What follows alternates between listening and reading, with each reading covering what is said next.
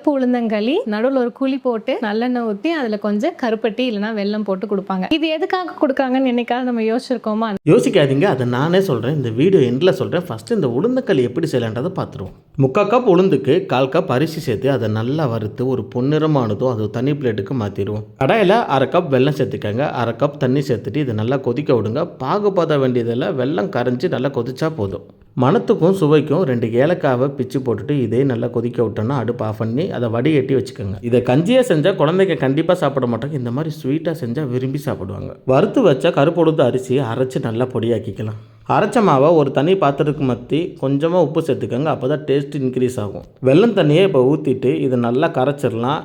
ஏன் நம்ம கெட்டியாக செய்யக்கூடாதுன்னா இந்த அளவுக்கு தண்ணி மாதிரி இருந்தால் தான் அதை கரைக்கிறதுக்கு ரொம்ப ஈஸியாக இருக்கும். மாவு கட்டி சேராமல் ஒரு 2 நிமிஷத்துக்கு நல்லா கலக்கிட்டே இருந்தீங்கன்னா இந்த பதம் வந்துடும். இதை அப்படியே அடுப்பில் தூக்கி வச்சுருங்க. இனிதான் முக்கியமான வேலை. இதை எக்காந்து கொண்டு கட்டி சேர விடாமல் நல்லா கலந்து விட்டு இருக்கணும். அல்வா எப்படி செய்வீங்களோ அதே பதம் தான். நல்லா கலந்து விட்டுட்டு நல்லெண்ணெய் நிறைய சேர்த்துக்கோங்க. உடம்புக்கு ரொம்ப ரொம்ப நல்லது. அச்சோ இவ்வளோ எண்ணெயா அப்படின்னு நீங்கள் நினைக்காதீங்க. உங்கள் வீட்டு பெரியவங்ககிட்ட கேட்டு பாருங்கள் நல்லெண்ணெய் உடம்புக்கு எவ்வளோ நல்லதுன்னு. இது கூடவே ஒரு ஸ்பூன் நெய் சேர்த்துக்கோங்க. இடையில கொஞ்சமாக எண்ணெய் சேர்த்துட்டு நல்லா கலந்து விட்டே இருங்க. தட்டியில் ஒட்டாமல் நல்லா அல்வா மாதிரி துண்டாகும். இதுதான் கரெக்டான பதம். இந்த பதம் வந்ததுமே அடுப்பு ஆஃப் பண்ணிடுங்க.